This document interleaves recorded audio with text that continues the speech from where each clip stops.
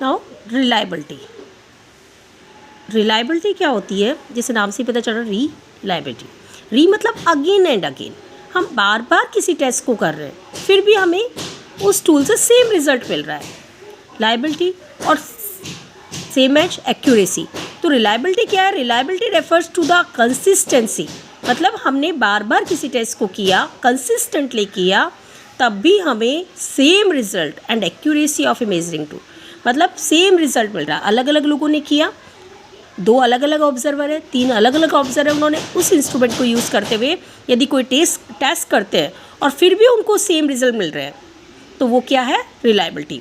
A tool considered reliable when it measures a trait similar with similar result on repeated use. बार बार करने पर भी यदि सिमिलर रिजल्ट्स आ रहे हैं, उसमें ऐसे ट्रेट्स हैं कि सिमिलर रिजल्ट्स आ रहे हैं, that mean it is reliable. और कोई भी टूल है जो वैलिड और रिलायबल होना ही चाहिए। अब ये रिलायबिलिटी मेज़र कैसे करते हैं? मेज़र करने के लिए इसके 3 मेजरिंग जो है असेसमेंट क्राइटेरियाज हैं, stability, internal consistency, equivalency, IES, ऐसे आप याद कर सकते हो। स्टेबिलिटी क्या होती है? सबसे पहले स्टेबिलिटी ये है टेस्ट रीटेस्ट मेथड। बार बार हम उसको कर रहे हैं, टेस्ट रीटेस्ट, बार बार हम उसको कर रहे हैं, तब भी हमें सेम रिजल्ट मिल रहा है, तो दैट इज़ द स्टेबिलिटी, कि ये टेस्ट जो है स्टेबल है। तो टेस्ट रीटेस्ट मेथड, यदि अपने नंबर ऑफ टाइम भी कर रहे हैं तो अभी हमें सेम रिजल्ट मिल रहा है।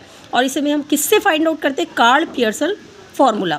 अभी फार्मूला आप कैसे याद करेंगे? आपको इतना सारा याद नहीं करना है, सिर्फ आप ये 2 वर्ड याद कर लीजिए, एन सिग्मा XY। यहीं से आप इन्हीं 2 वर्ड को याद करके इन दोनों को आपने सेपरेट कर दिया, sigma X sigma Y upon under root, यहीं से आपने सिग्मा एन सिग्मा X उठाया, उसका square, then N sigma X का ही whole square, again same as N sigma Y का स्क्वायर एन सिग्मा Y का होल स्क्वायर। क्लियर? सिर्फ ये 2 वर्ड याद करो और 3-4 बार लिख के देखोगे तो उसी में आपको ये लर्न हो जाएगा। तो स्टेबिलिटी हम किससे फाइंड आउट करते हैं? Karl Pearson formula. Next one है इंटरनल कंसिस्टेंसी। इंटरनल कंसिस्टेंसी क्या है? कि जो भी आपने इंस्ट्रूमेंट बनाया है उसके हर पार्ट, उसका ऑल सब पार्ट एक ही चीज़ को मेज़र कर रहे हैं। ये नहीं आपने कोई टेस्ट जो बनाया है वो नॉलेज के लिए बनाया है, लेकिन वो पर्सनालिटी को मेज़र कर रहा हो। यदि आपने लिकर्ट स्केल बनाई है एप्टीट्यूड को मेज़र करने के लिए, तो वो केवल एप्टीट्यूड ही मेज़र करनी चाहिए। ऐसा नहीं है कि वो उसकी पर्सनालिटी को मेज़र कर रही है, उसके फियर को, स्ट्रेस को मेज़र कर रही है, नहीं, उसके ऑल पार्ट्स मेज़र करने चाहिए, ओनली एंड ओनली एप्टीट्यूड को। अब इसको हम जो है किन मेथड से फाइंड आउट करते हैं? स्प्लिट हाफ मेथड कहते हैं, split half method, split half technique. एक तो कुंडर रिसर्च ऑन 20 और एक क्रॉन बेंच अल्फा। क्या फॉर्मूला है? R equals to K upon K-1। K क्या है यहाँ पर? Number, total number of item in the test. 1 minus sum of sigma square. Sigma क्या है? कि जो variance of each individual item, हर, जैसे 1 है, 1 और 2 के बीच में कितना वेरिएंस आ रहा है, 1 और 4 के बीच में कितना वेरिएंस आ रहा है, हम हर नंबर का निकाल सकते हैं difference, upon sigma Y square. Y square क्या है? Variance of total test score. तो फॉर्मूला है R equals to K upon K-1, 1 minus sigma सब of sigma square sigma Y square.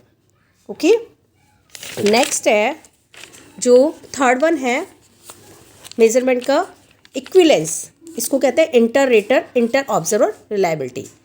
एक और नाम है इसका इंटर रेटर, इंटर, नाम से ही पता चल रहा है, इंटर रेटर, इंटर ऑब्जर्वर।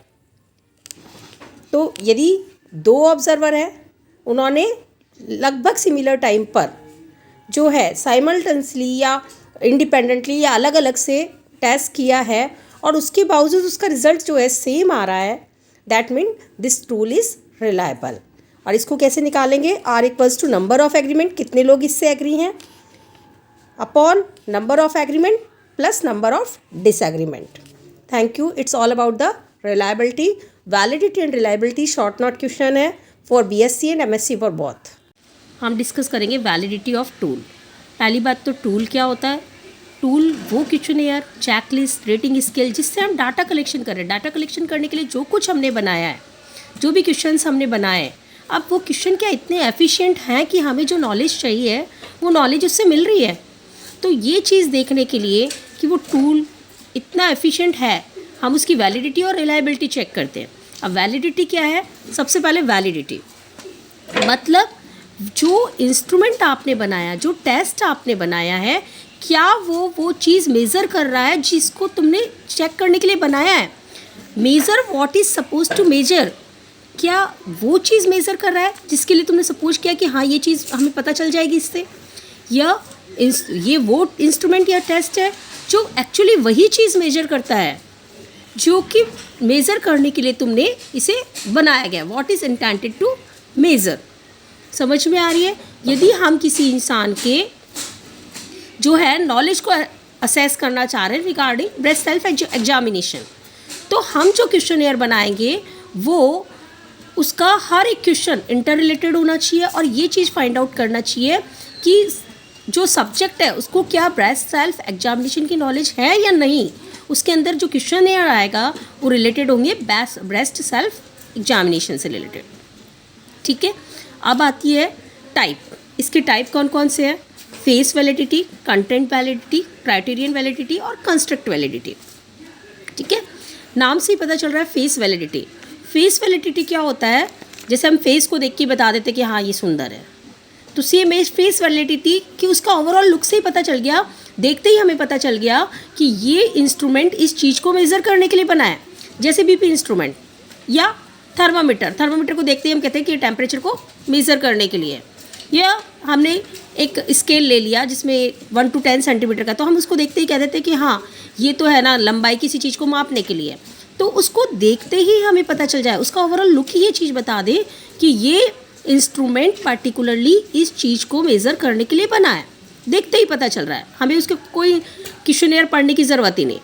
तो that is the face validity. Second one is the content validity. Content validity जो होती है कि पूरा जो है उसमें सारे कंटेंट, पूरा सब्जेक्ट मैटर उसमें इन्वॉल्व है कि नहीं। हमने एक्सपर्ट्स को दिखाया, उन्होंने जजमेंट दिया कि नहीं, इट कवर्स ऑल कंटेंट, सारे डायमेंशंस आ रहे हैं, सारा टॉपिक इसमें कवर हो रहा है, जितनी इन्फॉर्मेशन रिगार्डिंग दिस टॉपिक हमें चाहिए वो सारी इसके अंदर आ रही है। That is content validity. Third one is the criterion validity. Criterion validity ये कहती है कि हमने एक स्टैंडर्ड डेवलप कर लिया कि ये जैसा हम चेकलिस्ट होती है, चेकलिस्ट में हमने कोई इंटरव्यू जो है वो इंटरव्यू के लिए एक चेकलिस्ट डेवलप की, तो हमने पहला दे दिया कि हाँ रिटर्न में उसके 20 मार्क्स होने चाहिए, उसके वाइवा के अंदर 10 मार्क्स होने चाहिए, हमने उसने कितने रिसर्च पेपर्स पढ़े उसके 2 मार्क्स होने चाहिए, उसके कितने वर्कशॉप अटेंड की। हमने एक स्टैंडर्ड एक क्राइटेरिया डेवलप कर दिया कि ये जो है उसमें टॉप कंटेंट होना ही चाहिए, ये क्राइटेरियाज हैं।